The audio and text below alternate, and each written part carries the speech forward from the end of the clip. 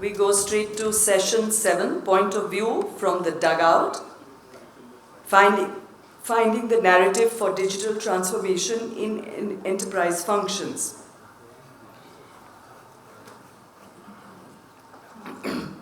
I'd like to invite Sandhya Sriram, Group Chief Financial Officer, Narayana Health. Warm welcome to you, Sandhya. Sandhya joined Narayana Health. Sandhya joined Narayana Health as a Group Chief Financial Officer in December 21. Prior to joining Narayana Health, Sandhya had close to 20 years of experience at Unilever and Wipro groups, performing a broad spectrum of roles such as business partnering, audit and risk, ombuds, digital transformation, controllership, financial planning and analysis, shared services, and technology design and implementation. Just a moment, they arrange the chairs. I'd also like to invite Roopesh Kumar AR, Senior Partner and Vice President IBM. Roopesh is a versatile leader and a key account manager with 19 years of experience of working in fast-paced professional environments with experience spanning across financial services, information technology, global outsourcing, and healthcare companies. Currently, Roopesh is responsible for worldwide delivery, transformation, P&L management, and business development across 9 IBM client innovation centers across the world. And to moderate this session, we have Shailendra Saxena. Welcome to you. Transformation and ES Service Delivery Leader, EY GDS. Shailendra is a partner at EY GDS in Enablement Services Transformation and Service Delivery Leader role with nearly 3 decades of professional work experience, predominantly at the Big Fours. He is responsible for leading EY's captive practice support, corporate functions, businesses supporting EY member firms worldwide. This covers 10 functions serviced via 13,000 people across 6 delivery locations. So it's over to you, Shailendra, to take this session forward. And you have about, I would say, 50 minutes. Thank you. This is working.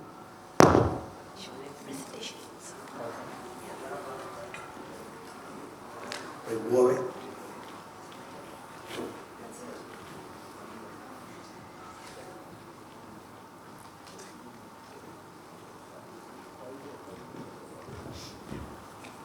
Good afternoon, everyone. Thank you. Thanks for having us here, and welcome Sandhya, welcome Roopesh. We will run this session in 3 steps. Let's go one by one, just talk about some of our experiences in terms of digital and AI transformations in the organizations that we lead. From there, we'll get into a little bit of Q&A. We'll ask a couple of questions, but there's also a question that's available on Mentimeter, I'm told. So we'll run some survey to understand what's the pulse of the place.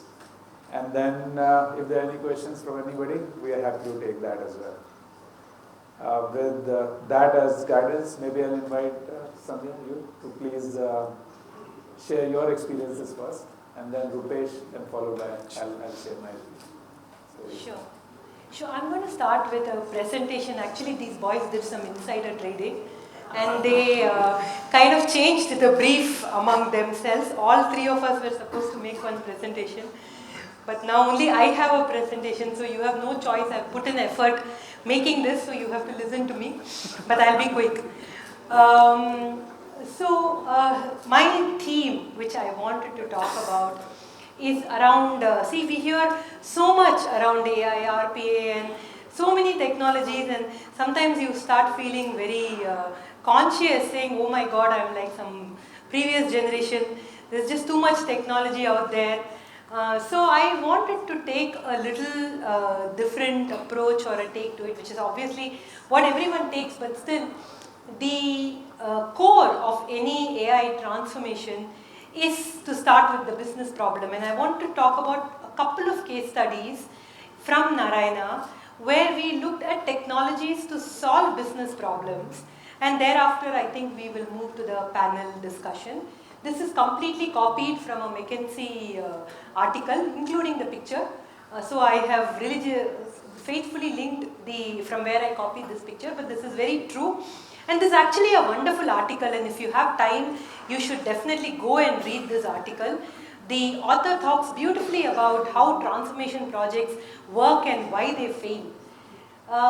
Here I want to talk about the Narayana journey a bit, so that when I explain the use case, you will understand.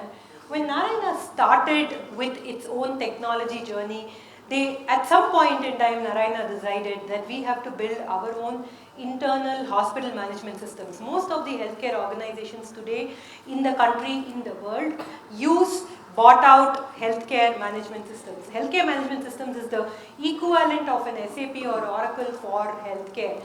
Because many times, like in regular manufacturing or services businesses, the business processes are well covered in the ERP.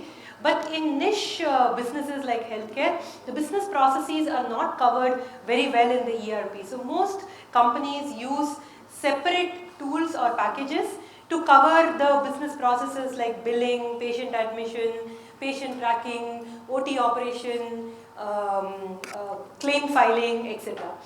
So Narayana decided that we will build our own HIS because we wanted to give a very different experience. So there were a lot of things that got done as part of that. We established a full-fledged electronic medical records. There are a lot of analytics that got built. We created an app for the doctors where almost 20 million messages get exchanged. Now this was very transformational because today, and if any of you have ever had some family member admitted in a hospital, you will see that the patient will get attended to by the doctor 2 times a day. When the doctor comes in the morning for his rounds or her rounds, or when she comes in the evening for her rounds. And at that time, the nurse will have one big fat file for the doctor where they will see what lab reports have come, what was the reading on the monitor, and the nurse will be writing those readings. So in the process, if the patient has had a condition that needed the doctor's attention at midnight, 12 o'clock, it will get the doctor's attention at 9 a.m. next day morning. So what we did was we created an app for doctors called Adi, where as and when, including the reading on the monitor of the patient, the lab, all the systems were integrated, and the minute the blood gets put in the machine and the machine sends out the reading, it flashes to the doctor. So it's like a WhatsApp group, and the doctor can see if some junior doctor has gone and visited and have seen a certain trend or a certain observation with the patient, the junior doctor will immediately update on the app. So the doctor immediately gets attention and immediately prescribes on the app itself, saying maybe change the medication or whatever. So by the time they come the next day morning at 9 o'clock, the patient issue is solved. Now why am I talking about it in finance? Is because this reduces the length of stay for my patient. The most important asset in a hospital is the hospital bed. The longer the patient stays on the hospital bed, that's the asset utilization for me. So if the patient gets treated faster, then my hospital bed utilization because the patient does not have complications, they leave faster, they obviously have a better experience, so they are a happier patient. But more importantly, I can vacate that bed and give it to the next patient. So every single business automation has a financial case study. It is for us as finance, this entire thing was built as a clinical capability. But the financial gain of this has been phenomenal for Narayana. I'm not going to talk about all the other line items there, but I want to talk about a completely finance-driven business use case. Again, to go back to the point saying technology should solve business issues. This is about paper utilization. A couple of years back, we realized, and I am sure you'd have visited, anybody who goes to a hospital will carry some 3 covers of paper.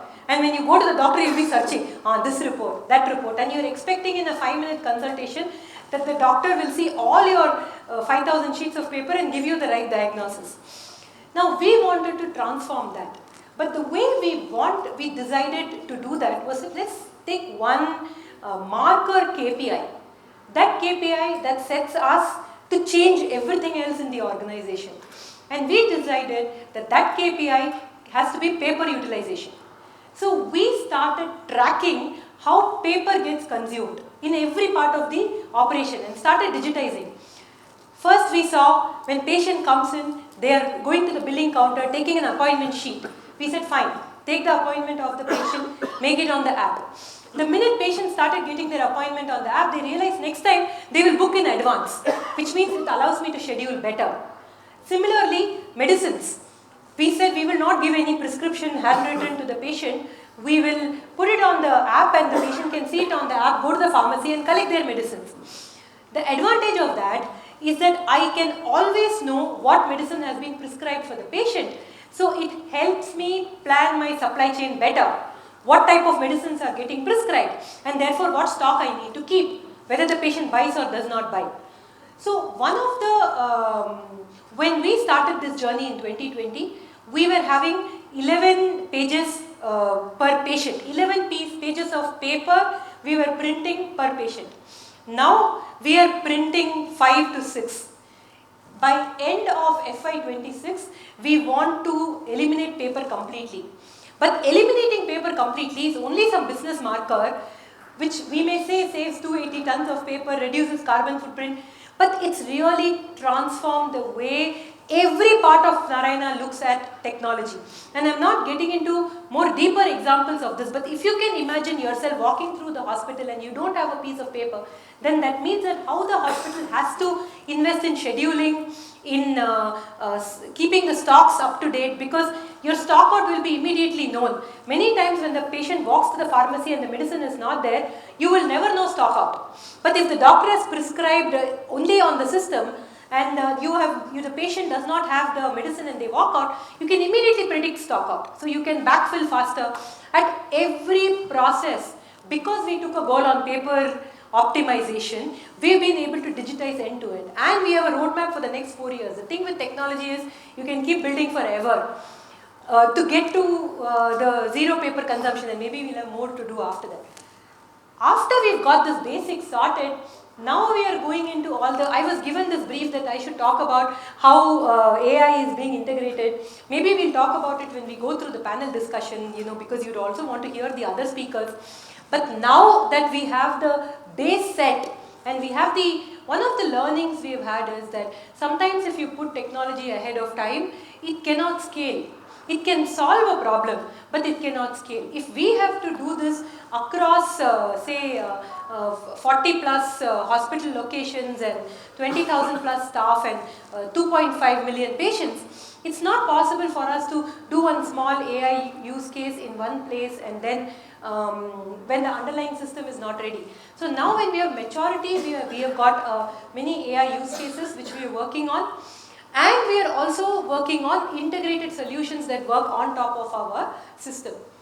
So that was one use case. This was another use case I wanted to talk about, which is intelligent ICU, but I will skip it in the interest of time. Maybe we can talk about it. Because we are short by one speaker, so you can take some time. Okay. So this is another application of technology use case which I wanted to share with you, which we have done in Narayana. This is essentially one of the biggest challenges that we were having for patients who were in the ICU is the risk of sudden cardiac arrest in the ICU. The patient will be in the ICU and suddenly the patient will get a cardiac arrest. But there is nothing called a sudden cardiac arrest. There are indicators that need to be measured. So we connected all the devices, we started streaming the data. But then what we realized was that there was so much data that was getting streamed to the doctors, they were missing sometimes all the data that was coming through. So then we created an AI-enabled risk score which takes all of these inputs and predicts saying this patient is likely to have a cardiac arrest in the next 12 hours.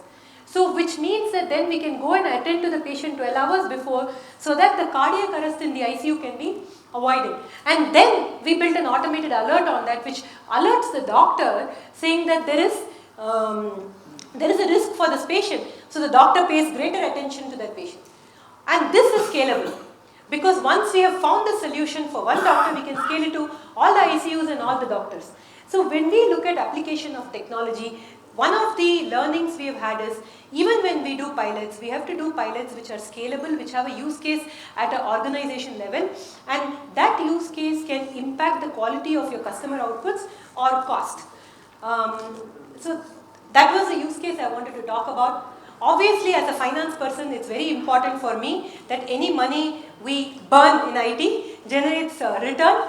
So we have this criteria that every single investment, there is a measurement that we've put in place, and for those investments that we then track on a quarterly basis, the team presents to us how much have been the savings.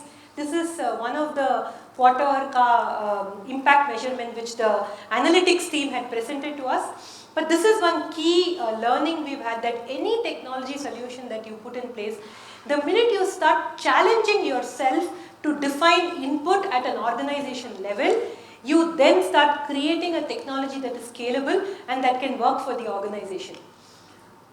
I wanted to present the adoption measurement. That's a dashboard. I thought I'll have a laptop here and log in, but the laptop is somewhere, so I'll ignore that. But I will I didn't expect it to be this high tech, so sorry about that. But I'll explain what this is. We track actually adoption in all the digital capabilities we enable. We have a digital adoption team, because what we've seen in many digital projects is that the tech team likes to build. That's what gives them that happiness of having created solutions. And there will be business users which will say, yes, this is the solution that's going to solve world hunger tomorrow. So when they're writing the user requirement specification, you will have a lot of people that will come and say why they need it. But when it goes live, no one will use it. Or that one person who thought that's going to solve world hunger will use it. So organizations don't use solutions. So a couple of years back, we set up something called a digital adoption team that actually started taking any large investment solution that we were using, going down to the user and started checking, are you using, are you not using? And if you're not using, why are you not using? Sometimes it's a learning issue. Sometimes the user would have logged in, something would not have reconciled, or something would not have tied up, they'd have given up, gone back to the old system. Or sometimes the users may not realize the value which they originally thought the business case will realize. It is a collective responsibility between IT, user and finance to ensure that the adoption is measured. So after we started measuring adoption, so many change requests came. We realized that many times tech team thinks that I've given the solution and now, see, user is not using because user is lazy. But the user is lazy to give the change request. Or the user is so low in the organization, they don't think they'll be heard.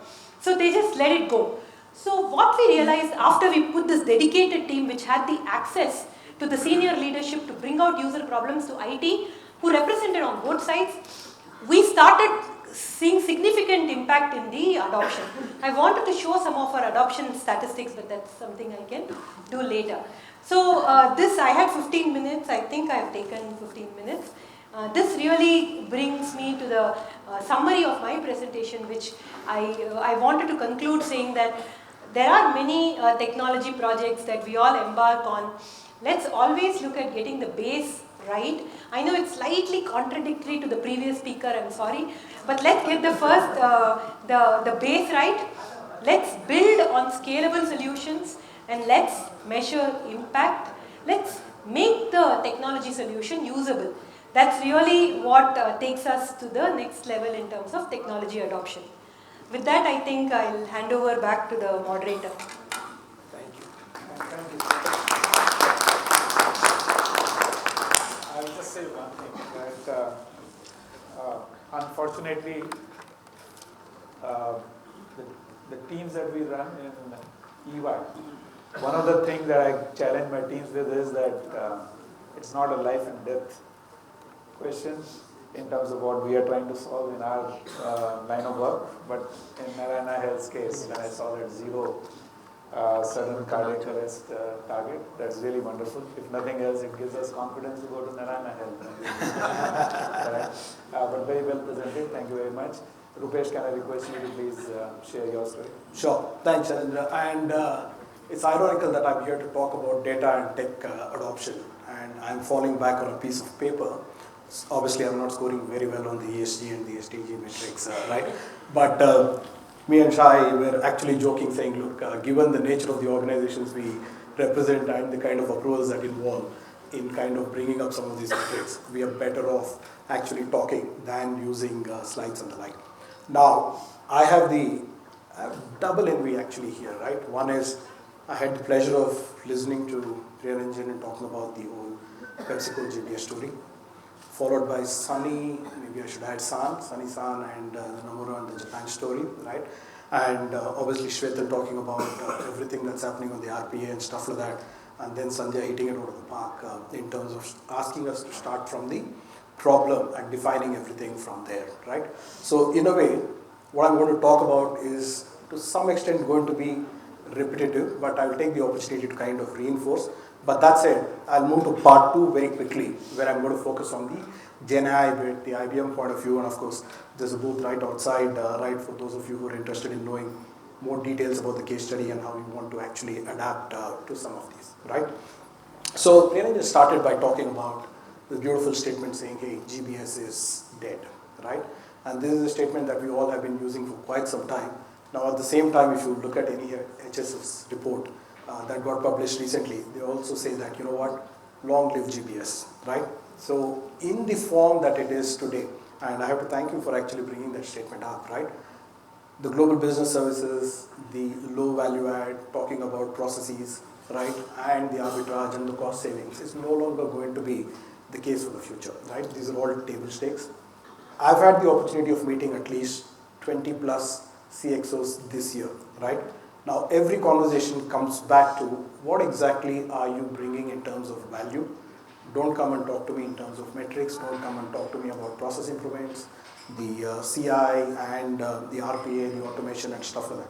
Don't get me wrong, these are not important. These are required to keep our bread and butter going. These are required to make sure that our processes run efficiently. But everybody is asking, especially in the context of everything that's going on, right? Whether it is the recessionary trends that we've seen through the year, whether it is the supply chain disruptions, or even the great resignations, right, and the shortage of skills. People are asking, what is that value that you're bringing to me? So I keep telling my teams, right, as a DUGOUT guy sitting out there and guiding people, I have to constantly tell people what exactly we need to look for. So I keep talking about this term called the global value chain, right, and how we as a team, especially teams that service the end customers, teams that actually cater to a lot of the GCCs, right? How do we look at all of the processes end to end? How do we actually immerse ourselves into the business side and look at the business problem? Because a lot of times we get to kind of immerse ourselves in the process problem, and that never yields the kind of outcomes that we look at. Shwetal brought out these multiple use cases, right, where he's talking about, look, how we are actually going and disrupting things on the distributor side, how I'm able to give them 10 million plus value, etc., which is exactly what we guys are dealing with as well, right? So while we're doing all this, one thing that I would like to leave as a point of view, and this is something that I am facing as someone who's responsible for a very, very large team within IBM, is it's good to adapt all of these things, but we are not going to make progress if we are not actually skilling our people and getting them to be equipped with all of these things, right? And not everything can be done in-house. And this is where we as IBM over the last couple of years have pivoted very well to ecosystem partners. Because sometimes we're guilty of trying to do everything ourselves. Our IT teams, our tech teams, our process teams want to build everything in-house. It's humanly impossible to do that, right? The sooner we go and adapt ecosystem partners, there are so many startups out there. And Shailendra was asking me before we came up here saying, do you use startups? I said, absolutely yes, because they are much more agile, they are nimble, they scale faster, and obviously more cost efficient. And that solves a lot of the internal problems that we tend to actually grapple with, right? How do you actually enable and bring that skill to the last level is the other point that I want to leave you with. Now, pivoting to Gen AI. Now, obviously, IBM has been talking about AI for a very, very long time. For those of you who follow the company, you can go all the way back to the 80s and the 90s, right? Started with the supercomputer Deep Blue. If anybody remembers, if anybody is a chess fan, you will remember, right? There is a computer actually beating the world champion of that era, right? And obviously it was built on artificial intelligence. Now anybody who's followed Jeopardy as a contest and an event, right? Again, you had a machine going out there and defeating two of the Jeopardy champions, etc., right? So we have been doing AI for a very, very long time. And Watson as a product and Narayana Health, I don't know if you have ever heard of it or come across. Now we did a lot of work on the Watson side in bringing healthcare solutions, and obviously in a way it was a mistake that we sold off the Watson Health division a few years ago, but obviously we've now relaunched in the form of Watson X because we feel that's a platform that we are going to be evolving. Now, what is our point of view? How are we doing? We can pretty much apply Gen AI in a lot of different cases. Now, I talked about the fact that I've met 20 plus CXOs this year. You'll find the camp equally divided. Half of them are gung-ho, want to go all out, want to make a big impact, if not anything, want to experiment. There is the other half who are bordering on skeptical or downright dismissive about the potential of this particular solution, right? So as a provider, we have to deal with both of these situations, right? And we have to kind of respect every opinion. Whoever is wanting to move forward, we obviously accelerate the journey. And if people don't want to really push ahead, we obviously don't want to push them too hard and stuff like that. So from our perspective, we don't want to be everywhere, offer all kinds of solutions, and then end up nowhere. We've done that mistake in the past. Now obviously we don't want to repeat that again. So if you ever were to look at any of the analyst reports or the IBM CEO talking about this, we have tried to focus ourselves on three critical areas, right? Number one is in the space of HR transformation, because we feel this is an area where Gen AI, along with all the tech and the data adoption, can actually give a lot of value. And IBM itself is a brilliant case study on this one. Now, if you look at any of our internal metrics, right, you will see that at one point in time, IBM had more than 1,000 HR professionals catering to all kinds of internal requests that came in from our 300 plus thousand employee base, right? Now, we were one of the pioneers because we did this internally to ourselves because we wanted to disrupt it. We brought in a lot of AI solutions, and obviously we also revamped the way our ERPs and our internal systems are struck up and stuff like that. And guess how many people we have in HR doing this function today? We are down to less than 100 people actually doing this work. That is 90% of the people actually moving on to business partnering or going on to the sales and the customer facing side and helping drive that particular business. So this is something that we are taking to our customer base. We are showing how we've adapted. We are showing the Gen AI and the automation that we are able to drive. And thankfully for us, there's a lot of interest and many of our clients have actually started to onboard onto this journey. So that's number one. The second area that we've started to focus is on the customer transformation side, because this we think is an industry ripe for disruption. This has been disrupted. You guys are familiar with the chatbots, you guys are familiar with the self-service, etc. But obviously, giving all those agents and those bots the leverage to actually predict the next question and generate the answers and go and pull up the information is something that we see is playing critical roles. Now, just to give you an example, this is an example I can quote because this is publicly available. We are doing this work with Vodafone, right? One of our largest client base, right? Not only in India, but globally, right? And guess what we've been able to deliver? 90% of the call volume that used to come into the back office today is being handled through AI and Gen AI solutions, which means there's less than 10% now actually requiring any kind of human intervention. Now, obviously, you are aware of the challenges that Vodafone as an organization is going through. Now, just imagine the value unlock that this brings in, right? The same work done by lesser number of people, the efficiency with which it is done, and obviously the accuracy of the outcomes is something that we are actually focused on. Moving on from here, the third area that we are focusing on, obviously we are a tech company. If we didn't touch tech as a part of our Gen AI use case, it's not going to be useful. So we've actually gone ahead with this whole app modernization and the code development part of the work. Now, just to give you a few examples, right? What used to take people days, if not weeks, to write a code, with the adoption of Gen AI is now being done literally in minutes, if not hours, right? Obviously, some of the data internally are confidential. I can't reveal it, but that's the kind of efficiency that we're seeing. And this is one of the reasons why we've actually put Watson as our internal platform, right, competing with the likes of GPT and obviously the Bards of the world and stuff like that, but this is our internal product. And this is where we see a lot of efficiencies coming in. Now, while this is all happening at an enterprise level, what does this mean for the GCCs and what does this mean for the outsourced or the shared services part?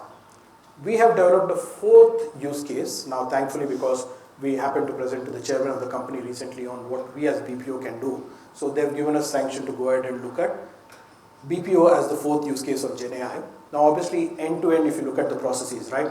Now Shwetal talked about the chart on how the whole procure-to-pay process works, right? Can we go and automate everything on GenAI? No. But can we actually pick a part of the process, whether it is the invoicing, whether it is the customer queries that is happening, or for that matter, even the throughput in terms of the invoices and stuff like that.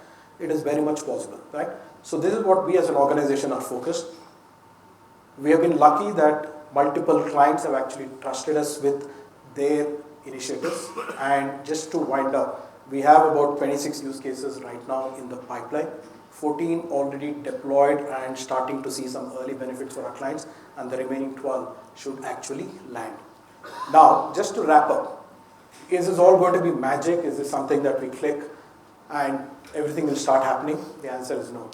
In fact, Shailendra also brought up a different point, saying that, look, we saw something about Watson in the EY office some time back. How exactly are you guys dealing with this? We can sit here in these forums, or we can sit in the boardrooms, or we can go to town halls and round tables with people, talk about all these brilliant GenAI cases and what GenAI is going to do for the world, etc. But what does this mean to the practitioner on the ground and to the last person who has to adapt this? Skills and the ability of the organization and people to adapt this is probably going to be the make or break moment on GenAI. Yeah? Because there is an apprehension in people saying it's going to take my job, right? We keep constantly reinforcing them saying, no, it's not going to be. It is going to help you get better at what you do, and more importantly, it is going to help you scale up the value chain, right? And that's how we need to look at it. So what have we done as an organization? We've gone to every one of our team members, right? We've run ideathons, we've run mandatory education sessions so that everybody in the organization kind of sings to the same tune, adapts GenAI as the mantra to go forward, and more importantly, how this is going to deliver to them. Now, happy to quote, and this is the number I was sharing with him, 95% of my team in BPO has successfully completed and adapted some of these things. But does my job stop there? No, this is a continuum and an evolution, and that's something that we will have to continue to focus on. So if you are on this journey, my earnest request is, it's great to ideate, it's great to do all these things here, but if you don't take it to the last person who is required to actually drive this, the impact is not going to be visible.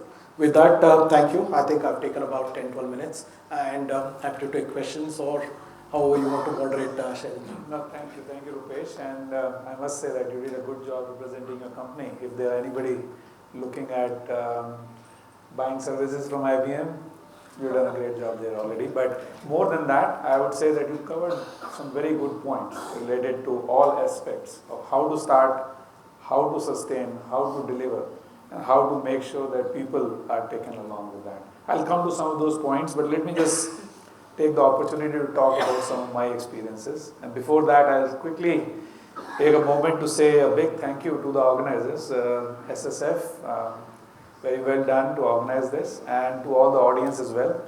Some great presentations today and good networking with everyone. I will tell my experience in the form of a simple story. I am the same boat as my friend Roopesh here, in a digital session carrying paper, partly because there are severe restrictions within our firm in terms of joining and participating in these forums, representing the firm versus representing yourself as an individual. So please bear with me on that one. Before I go for my story itself, I wanted to tell you the context within which the narrative is coming through. So EY is a 150-year-old company, 400,000 people, 150 plus countries, I already said that, and about $50 billion of revenue. In the introduction that was shared, about 13,000 people we have in what we call as our enablement services. This is the work we do for EY on EY, which is our own corporate functions. So our IT, our finance, our risk, our talent, our procurement, our brand marketing communication, our administrative resources, etc. So I have about 10 plus functions, 5 different countries within which I do that work, but I do this work for about 150 member firms. Now, the thing is that we have been in this journey for quite some time, and many of you here would have gone through roughly a similar story. We've all started with Lean Six Sigma, process efficiency. We graduated to RPA when it came. It moved intelligent RPA. A lot of data analytics came in, and after that, most recently, we went through blockchain and now ChatGPT plus. And a lot of these narratives came from the panelists as well. We have been on a similar journey. Now, the 2 things I wanted to emphasize on that journey is very long journey, very successful journey, to a tune of about 15% CAGR of efficiency that I've been delivering back to the firm, 1.5. And honestly, I don't even struggle to get to 15%. And there are a few things that we did to get there. I'm very, very sure that many of you, in fact all of you, would be in that range, because the benchmarks that we see in the market, in fact, are more aggressive, if nothing else. The second thing is, why do we want to even pursue efficiency? And that's a big question that we always wanted to start with. You would have heard that Simon Sinek story, start with why, isn't it? And for EY, there are 2 reasons why we want to do that. The first one is because we want to win more in the market. And if we are not eating our own dog food, remember we are advising a lot of companies in the market to do the same thing. And if we are not doing the same thing, it puts us in a bad spot. Correct? In fact, we have to be 2 steps ahead if nothing else. The second one is that money that you spend on enabling functions, corporate functions, always takes away your margins. So you have to reduce margins to increase the profit per partner, which is a metric that we run in Big Fours. So that was very clear why we wanted to do that and how we wanted to do it. Now I was reflecting on it in preparation for this metric, and while I had a particular sequence, I'm going to start with something different. This is what I heard from a fellow panelist as well. I think Sandhya, you said this, but I'll just say it first and then let's join the dots. We are pursuing efficiencies, measuring it, reporting it out in terms of FTE saved, in terms of percentage of job automated, percentage of work robots are now doing. But really, what I have discovered, and my collective team, and many of these forums that we have been discussing it in, that it has to be beyond cost. And our experience is that it has to anchor on user experience and a combination of employee experience, because we heard a lot of talent examples alongside. But more often than not, corporate functions definitely touch employees. And why do I say so? The example that you were saying, Sandhya, where a good idea came up, the tech specifications were brilliant, but finally when it is up and running, nobody is using it. Correct? And the reason nobody is using sometimes is because, are you designing it as a push efficiency story or a pull efficiency story? Look at ChatGPT's adaptation. Within a couple of months, I think it touched 100 million users. Nobody told anybody to go and use ChatGPT. It was the other way around. People were missing using ChatGPT. The example that you were quoting about 90-95% of your talent folks are now repurposed for other things. Part of the reason I'm very sure is because whatever you have created is sticky. If it is sticky, people will use it. And if people will use it, it will only get better, because there is a feedback loop that is always available in designs these days. And we are all employees. So how we do it at EY, we almost always start with employee experience and user experience. What is it that you're trying to fix? Another point that I heard from you, Sandhya, was that what is the problem that we want to solve? I heard that from you as well, Roopesh, in the McKinsey article that you quoted. What I've noticed is that the best definition of problems actually come from the practitioners. People who are actually sitting and doing the work are the ones who are able to get to the best problem that they want to solve. They're spending too much time, they're struggling to do this, collect data from this tool, that tool, etc. And somebody comes and says, I want to do a full-fledged big talent or technology transformation. That doesn't really resonate with them. My experience, the 15% CAGR that I said on efficiency has been that roughly for me last year was about 900 projects. On those 900 projects, 700 of them was less than 1 FTE. This is the citizen developer concept that we heard in the previous session with Shetal as well. What happens there is that we have to create a culture and ask people, identify problems. If you don't do that, you are really not adding value. We are not even asking you to solve, you just get the problems first. The second part after that is there is a team that is available that will help you solve the problem. And the third part that I really push teams after that is that whether you brought the problem, whether you didn't, whether you solved the problem, whether you didn't, I will still not mind it. But did you replicate a solution that you found? Did you propagate it as sharing best practices? Those really become very, very important for us. And then obviously there are some biggies. We had, like anything else, about 80% of our efficiency coming from 20% of our projects. These are the big ones. This is where you really need to, in many ways, if I can say, do it top down. Identify the bigger problem, join the dots, make it larger scope, because you can't really be solving small problems only. The small problems for us are really no code, low code kind of solutions. The skilling thing that you mentioned, Roopesh, we have trained our people so much that they really don't need much more help anymore. Ideally, they should be finding the problem and fixing it and propagating it to be solved. The other thing I wanted to mention was that tech especially is evolving so fast that embracing tech, understanding tech in terms of digital transformation is what really is very, very important. What we have been doing 3 years ago is pretty much, like I just gave an example. So many of our team members are not trained on low code, no code. You don't really have to even rely on vendors or on even large teams dedicated only on doing that. But where does it fit into our story? What we have done is we have really invested into a small niche, what I call as R&D equivalent team, that is tasked to just scan the market, scan the environment to understand what new is coming. When it was blockchain, when it was metaverse, we played with it, we tinkered with it, we came to certain capabilities, we understood what kind of problems we can solve, attach it to the user experience, employee experience, say, are those the problems that the firm is expecting to be solved? Now, of late, we have moved to AI, ChatGPT, for example, and we have several POCs that we have done.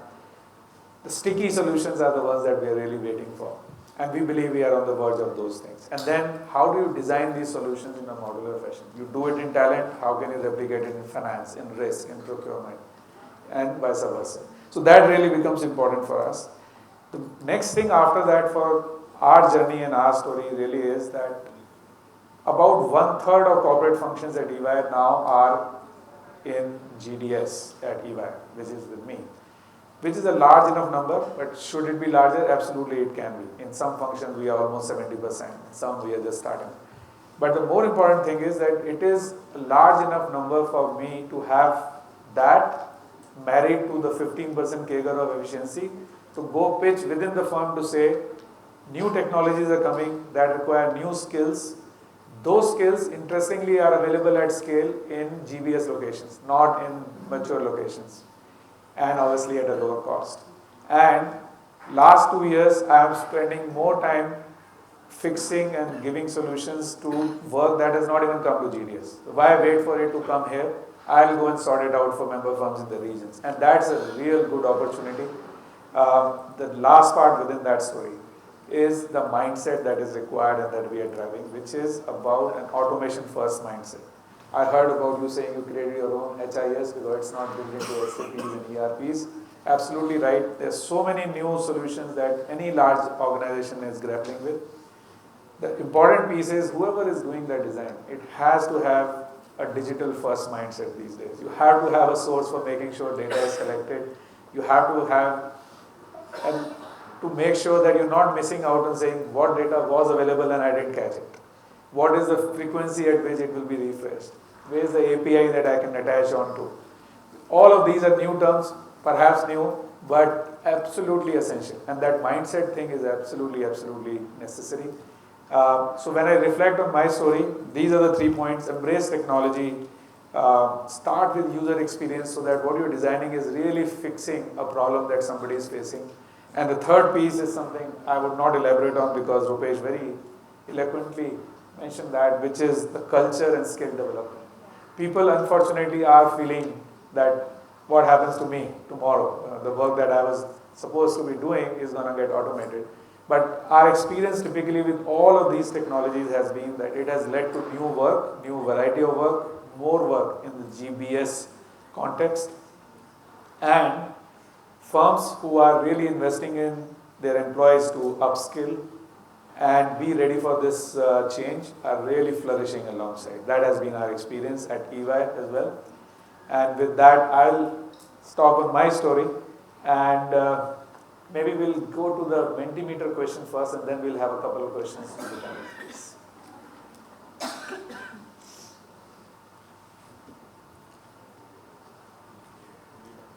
Somebody will run that, please.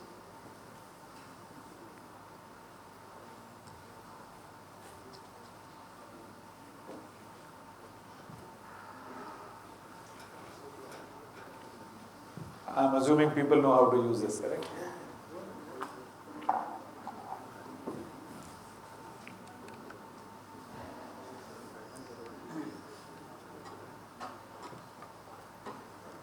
So while everybody is doing that, let's use the limited time we have for a couple of questions. Sandhya, first question for you, please. It was very interesting hearing your presentation in the context of what I said about user experience. I said employee experience. In your case, it would be patient experience, it would be doctor experience, it would even be insurer experience in many ways. In fact, as a patient myself, in some of the cases, what I realized was that the longest time that somebody doesn't want to spend in a hospital is when you have been told to be discharged. Everything is fine with you, but you're waiting for insurance to clear everything. Correct? But the question for you is that you already shared some digital transformation initiative ideas that you have successfully implemented. Specifically in healthcare, and maybe more so in the Western world, but also in India now, there are a lot of data confidentiality issues that keep coming up. When the moment you digitalize, your data is out there in terms of permission, in terms of usage. How is Narayana Health looking at that, and the industry overall as well? What are your thoughts on that? Sure. So, the Indian government has been very progressive in its thinking around data.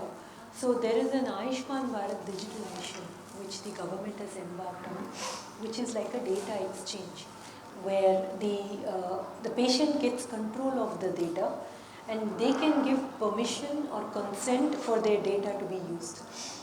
The bigger benefit of if Ayushman Bharat mission goes the way the government intends it to be, is that it will democratize healthcare. Today for a patient, why does a patient stick to a doctor? They may be happy with the doctor, unhappy with the doctor, but they say, I'll go to the doctor because the doctor knows my case. The doctor knows my case is the doctor knows my file. The doctor knows that entire history of what is written there and what is not written there. So the government is encouraging more and more healthcare organizations to adopt to digitizing health record of patients, and thereafter going into a consent model where patient can choose who they want to share their health records with. So it's a little a long dream, it will take some time to get there. But just coming to what Narayana is doing about it, when we saw that many of the corporate well-established hospitals have a very good investment in terms of technology, and they have a reasonably good electronic medical record system. But the corporate hospitals actually only constitute to 10-15% of healthcare in this country. Most of the healthcare either gets delivered at public institutions or they get delivered at nursing homes and smaller hospitals who do not have access to technology. So what we did was, because we had spent so much time and energy building this entire system which we call Atma, we SaaSified it, made a light version, put it up on the cloud, and now we are making it available to smaller clinics and nursing homes at almost no cost, very minuscule cost. Because we have not looked at it as a monetization initiative, but we feel that if healthcare has to change in this country, people have to digitize their medical records. And if you should actually, even if you are interested in this topic, you should read the paper that the government has written on the ABDM. It's extremely well thought through point of view. If it really gets implemented the way it has been envisaged, and we are able to get more and more healthcare organizations into digital platforms, I think this will be very transformatory for Indian healthcare. Fantastic. That paper certainly sounds very interesting. We'll look that up. Thank you very much. Question for you, Roopesh. You consult with a lot of companies in the market, and that means you would have seen companies who have been much further ahead in their transformation journey versus some who are just embarking on that journey. I wanted to understand from you a couple of observations that you would have seen it in terms of what variety of challenges you have seen related to how the data is organized in these firms. And what did you see, say, 3-5 years ago, and what are you seeing now?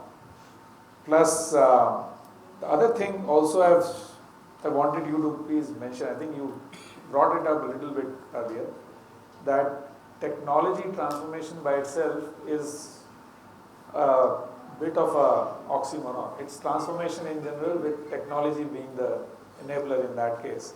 But like any other change, it is in people's mind sometimes as well. So what has been your experience in terms of circumventing some change management issues in the organizations that you have come across, and how do you advise us to solve those things?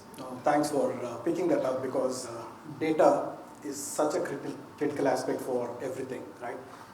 And in fact, if there is a bigger problem to solve, honestly, apart from all the business headwinds and the challenges that we look at, when we go back and talk to organizations, the C-suite, or even with the people who deliver this work, everybody comes back to the same problem, saying that, look, the data is so fragmented, the data is in so many different systems, one does not talk to the other, and that has been a nightmare.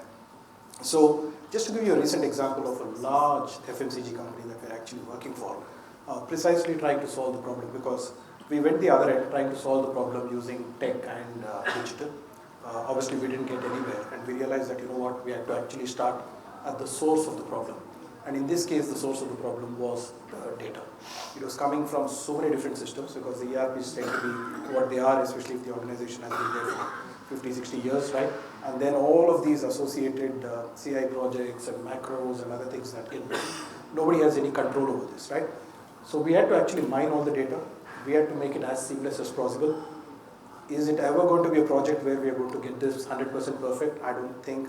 For the near term, forget long term, we'll be able to manage this unless we start afresh. Or maybe some companies which are actually digital native and starting with high tech right from the beginning, they'll be able to solve for it. So we had to do that and then take it forward to say that how do you then analyze and put very high-end analytics on top of that and then take it to the business end of the problem.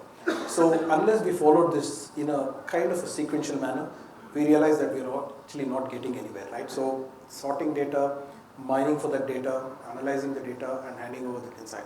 And that's why Sandhya brilliantly brought out the insights, right? How it's going to the doctor, how quickly it's getting adapted, and how quickly it's becoming visible.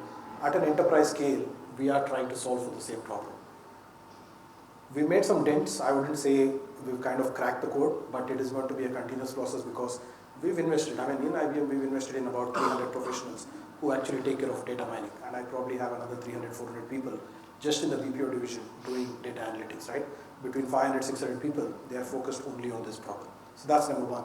I think we're running out of time. On the second one, yes, it is an oxymoron, right? You can put all the tech, you can go digital, but if you're not keeping the problem in mind, you can have all the bragging rights, maybe even come to SSF, make a big presentation and say, hey, I put this big data, tech and analytics out there, right? But you ask for what happened after 3 months, you'll see that nobody really is adapting and stuff for that, right?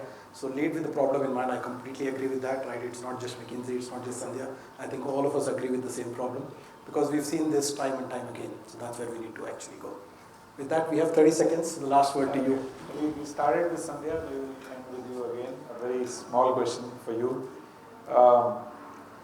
Regarding digital culture, especially in organizations which have been in existence for a very long time, you also have people who are, in many ways, at least like me sometimes, who are dinosaurs, still stuck with old technology.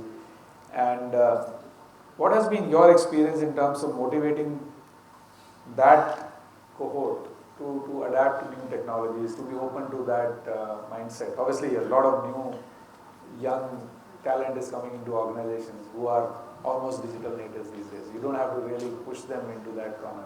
But what has been your experience? Has it been a struggle? How have you solved it? Sure. Though I do want to call out saying that these so-called dinosaur people have the most accurate appreciation of the problem to solve. You could bring in digitally native young freshers, but they don't have the appreciation of what needs to be solved. So if you are able to convert people who are not technically digitally native, then they are your best business use case developers. With that, on the specific question itself, I want to take one example and close the answer with that. When Narayana went on its analytics journey, we digitized every single aspect of analytics in the organization. In fact, it was funny. I joined Narayana in December 21. And normally, and I come in from IT company, and normally the role of the CFO is that you are the custodian of the numbers. You keep all the Excel sheets. You know where the thing is headed. And it was like the last week of December, and I was expecting that somebody is going to call me and ask me what is the revenue, what is the margins. No one called. First week of January, no one called. Third week of January, no one called. What is this company? Are they not interested in knowing where the organization is headed, etc.? Then I went to the CEO, I asked, they are not even calling me and asking me numbers. And he said, why should I? Everything is there in the BI. So then I realized that there was such a strong BI culture in the organization. No one uses any Excel sheets. Top down, starting from the chairman, the CEO, the vice chairman, no one uses any Excel sheet. And even all our reviews only happen on the BI. Sometimes people will come and say, this number is wrong. We'll say, this month we are reviewing this number. Next month you correct the number, we'll review it correctly. But this is the number for this month. When that culture comes that everybody looks at the same data, then that adoption automatically happens. Everyone looks at BI in the organization because they know that that's the only number on which they're going to get asked questions. If anyone gives a counter Excel sheet and says, okay, but this is my underlying number, no, that's okay, but this is a number that we're going to look at. So that's one example. Because we are out of time, I think a top-down culture is a good way to bring in a mindset of adopting digital. We're just warming up, but we are out of time. But many thanks, Sandhya and Roopesh and SSF for giving us this opportunity. And to the audience as well for being such patient folks. Thank you very much. Thank you. Thanks, everyone. Please stay. Please stay for a minute, please. Thank you very much. Thank you, all the speakers, for this great session. Very, very enlightening. I'd like to request Shvetal Desai, co-founder and director, Nivedus, to please come up and give a memento as a token of gratitude to Sandhya Sriram.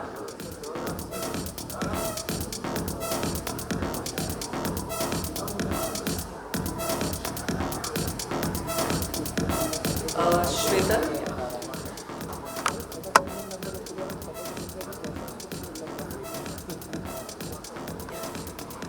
And in the meanwhile, can Abhishek Agarwal, Head Finance Operations, Syngenta Services, also be ready?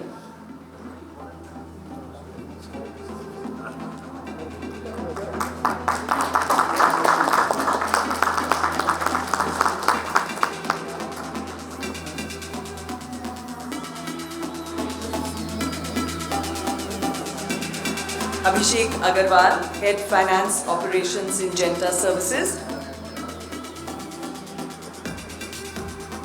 Krishnan Subramaniam, Chief Operating Officer, Jiffy.ai. Are you here? So first to Roopesh Kumar.